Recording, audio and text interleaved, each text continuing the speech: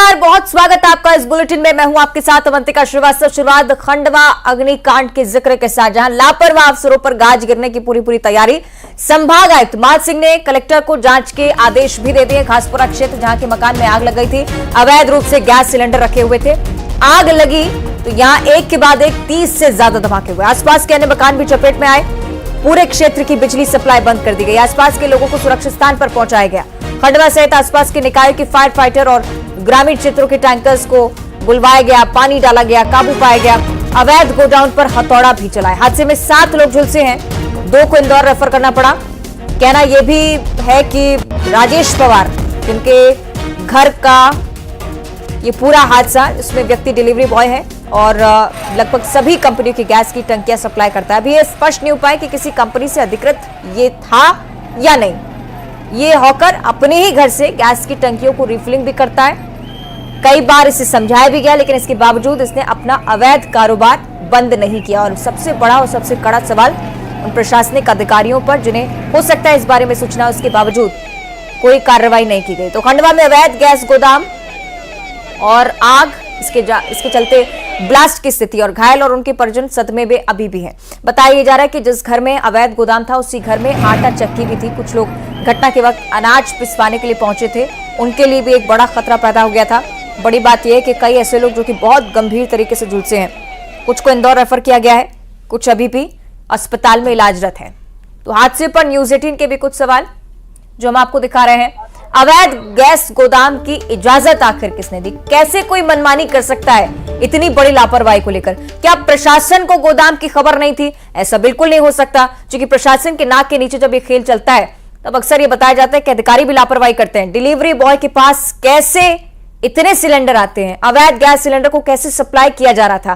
कैसे यहां पर रिफिलिंग की परमिशन दी गई, खासतौर पर तब जहां पर रहवासी क्षेत्र है? ऐसे हादसों से प्रशासन कब सबक लेगा? ये इसमें से सबसे महत्वपूर्ण सवाल, क्योंकि कुछ पैसों के चक्कर में, कुछ लालच के चक्कर में कई बार कई जिंदगियों को ताक पर रख दिया जाता है। सीधे आपको लिए चलेंगे सही अमित जायसवाल के पास। अमित, दिल दहला दिली वाली घटना, और मुझे लगता है कि इसकी दोबारा से हमें इस प्रकार की चीजें देखने ना मिले, इसके लिए बहुत ज्यादा जरूरी कि कदम उठाए जाएं प्रशासनिक स्तर पर। क्या इस ओर कोई पहल हुई अभी तक? जी अवंतिका, न्यूज 18 जो सवाल उठा रहा है, बिल्कुल ये सवाल जनता के सवाल है। जनता कल रात से आक्रोशित है और आज सुबह जब यहाँ तबाही का मंजर नजर आया तो एक आदमी यहाँ का ये बोल रहा है कि ये जो यहाँ पर संचालन किया जा रहा था, अवैध रूप से गैस रिफिलिंग की जा रही थी, भंडारण किया जा रहा था सिलेंडर का, आखिर प्रशासन ने कार्रवाई क्यों नहीं की? कई लोगों का कहना है, जो पड़ोसी, जो क्षेत्रवासी, उनका कहना है कि कई बार हम शिकायत कर चुके हैं, लेकिन उसके बाद भी प्रशासन ने कोई कार्रवाई नहीं की है। अब जरूर बात ये आ रही है कि कार्रवाई की जाएगी, लेकिन यहाँ एक के बाद एक 30 तो घटनास्थल पर अमित जायसवाल लगातार इस बारे में जिक्र कर रहे हैं कि प्रशासनिक अधिकारियों की मिली भगत निश्चित ही रही होगी, उसके बिना इस प्रकार के हादसे नहीं हो सकते हैं। अमित के पास एक बार फिर से चलेंगे। अमित, तस्वीरें जरा दिखाइएगा, शायद वहां पर अभी भी माहौल शांत नहीं हुआ है। जी अवंतिका, मैं यहाँ की तस्वीरें आपको एक एक करके दिखाता हूँ। सबसे पहले ये दिखाता हूँ कि यहाँ आटा चक्की थी, यहाँ कुछ लोग जो है अनाज पिसवा।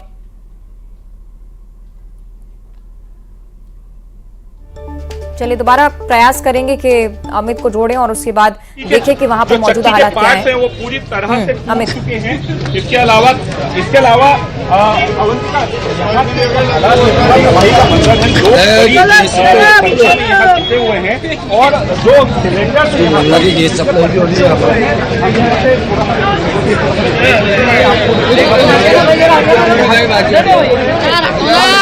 तरह का जो है यहाँ का मंजर है। अवंतिका, तस्वीरें जो नजर आ रही है, तस्वीरों में साफ देखा जा सकता है कि मलबे में सिलेंडर्स दबे हुए हैं और उसके अलावा कुछ जो सिलेंडर्स हैं उनके परखच्चे तक उड़ गए हैं। तो ये जो भयावह हादसा था, जिस तरह से ये पूरा घटनाक्रम हुआ, करीब 3 लगातार तस्वीरें आप देख रहे हैं हमारे सहयोगी अमित जायसवाल, जो ग्राउंड जीरो से रिपोर्ट कर रहे हैं, बता रहे हैं कि हादसे के बाद के क्या कुछ हालात है वहां पर। आप देख रहे हैं वहां पर अभी भी शांति का माहौल नहीं, अभी भी अफरा तफरी मची हुई है।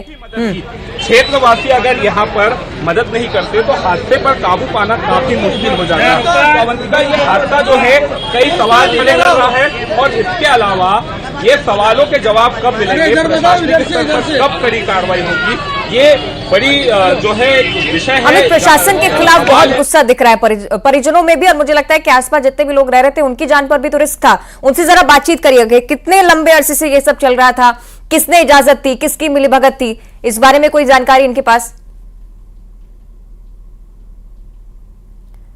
चलिए प्रयास करेंगे कि सवाल पूछे उनसे। कुछ कहेंगे। वो टैंकर आग लगी थी, आप तो इधर से बताओ, पूरी लाइन उन बताओ।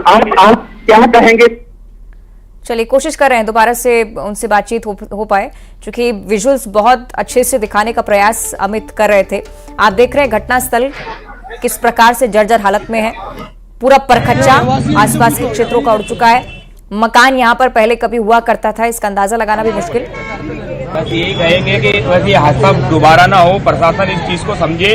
प्रशासन से सिर्फ हमारी एक ही गुजारिश है कि जैसे ये प्रशासन ने ये अब अवैध, सबको पता है ये अवैध था, बाकी अभी प्रशासनिक कार्रवाई ना होना अमित, मुझे लगता है कि सबसे महत्वपूर्ण कारण यही है। बहुत शुक्रिया आपका ये बातचीत के लिए, लेकिन ये तस्वीरें आप उस समय की भी देखिए जब आग धधकी, उसके बाद फायर ब्रिगेड की टीमों को बुलाया गया, कड़ी मशक्कत के साथ आग पर काबू पाने का प्रयास हुआ।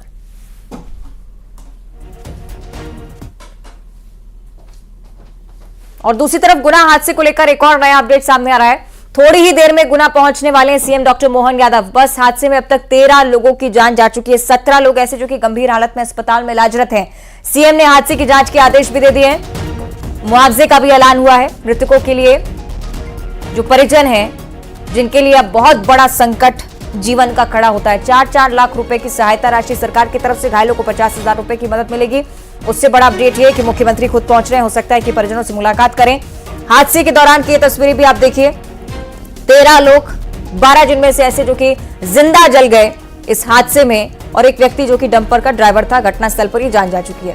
डॉक्टर मोहन यादव जल्द ही गुना पहुंचने वाले हैं, हो सकता है कि परिजनों से मुलाकात करें, उन घायल लोगों से मुलाकात करें जिन्होंने इस हादसे को अपनी आंखों के आगे देखा है। हो सकता है कि उनसे भी जानकारी ली जाए, और यह भी हो सकता है कि कुछ और नए निर्देश मुख्यमंत्री की तरफ से सामने आए, क्योंकि इस हादसे की पूरी तरह से जांच होनी चाहिए। इसके आदेश तो पहले मुख्यमंत्री दे चुके हैं। जांच में क्या कुछ स्पष्ट होता है और क्या कार्रवाई जांच रिपोर्ट के आधार पर होती है, ये एक बहुत महत्वपूर्ण सवाल। इंतजार उन तस्वीरों का जब डॉक्टर मोहन यादव यहां पर पहुंचे, 13 लोगों की मौत इस दर्दनाक हादसे में, और उसके बाद का ये मंजर, ये 6 तस्वीरों में आप देखिए। इस हादसे को समेटने का प्रयास हमने किया है 6 तस्वीरों में। कैसे हादसा हुआ, बाद के क्या हालात हैं, और अभी लोग इलाजरत। और गुना बस हादसे में घायलों का जिला अस्पताल में इलाज चल रहा है। घायलों में महिलाएं, युवा, बुजुर्ग सभी शामिल हैं। डॉक्टर्स की टीम इनके स्वास्थ्य पर लगातार नजरें भी बनाए हुए हैं। प्रयास ये कर रहे हैं कि जितने लोग बचे हैं उन्हें जल्द से जल्द स्वस्थ किया जा सके। और न्यूज़ 18 के कुछ सवाल जो इस भीषण हादसे से जुड़े हुए हैं। अनफिट बसों पर आरटीओ कार्रवाई क्यों नहीं करता, जिम्मेदार आखिर सबक कब लेंगे इस तरह के हादसों से, गुनहगार इस पूरी घटना के पीछे आखिर कौन है, ये सबसे महत्वपूर्ण। क्यों समय पर फायर ब्रिगेड की टीम नहीं पहुंची, ये भी बहुत महत्वपूर्ण सवाल। बिना परमिट के बसें कैसे दौड़ रही हैं, और मध्य प्रदेश में निरंतर ये क्रम आप देखेंगे, बस हादसों में कहीं कमी नहीं आई है। अनफिट बसों पर आरटीओ की तरफ से कार्रवाई क्यों नहीं होती है, बहुत लंबे समय से न्यूज़ 18 की तरफ से यह सवाल पूछा जाता है, लेकिन इसके जवाब आज तक किसी प्रशासनिक अधिकारी की तरफ से या किसी बड़े व्यक्ति की तरफ से नहीं दिए गए। गुना का हादसा हुआ और उसके बाद एक बार फिर से सवाल जन्म लेते हैं।